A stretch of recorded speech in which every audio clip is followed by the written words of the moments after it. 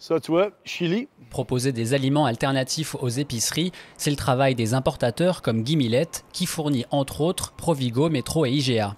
Depuis l'imposition des tarifs début mars, ses clients lui demandent de trouver des alternatives aux États-Unis, la meilleure qualité au meilleur prix pour plus de 1000 produits. Mission déjà réussie avec les agrumes qu'on peut trouver facilement à l'extérieur des États-Unis.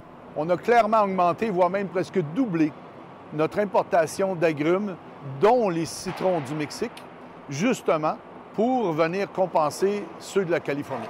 Le boycott est aussi possible pour la laitue, même si la qualité ne sera pas la même à cause du transport. Plus la route est longue, moins la salade sera fraîche. Les salades qui viennent du Mexique vont souvent faire 2 à 3 jours de transport du côté mexicain et un autre 4 à 5 jours du côté américain. Donc, c'est souvent 7 à 8 jours avant qu'ils arrivent ici, contrairement à la Californie, qui est entre 4 et 5 jours maximum.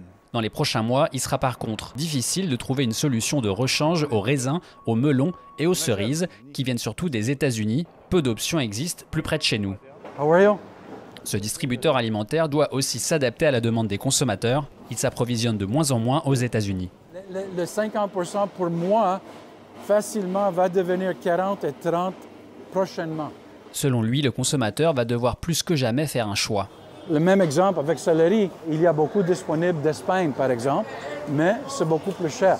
C'est quoi qui est plus important, nos sensibilités aux produits américains ou nos poches? Même si l'industrie agroalimentaire a l'habitude de s'adapter, le boycott américain chamboule toutes leurs relations commerciales. On doit faire affaire avec des régions du monde avec lesquelles on n'a jamais fait affaire. Négocier des meilleurs prix, c'est moins facile. Les tarifs canadiens sont à ce jour seulement sur les tomates, les haricots et les agrumes des États-Unis. Le 2 avril, d'autres pourraient s'ajouter à la liste des deux côtés de la frontière. Axel Tardieu pour l'agence QMI à Montréal.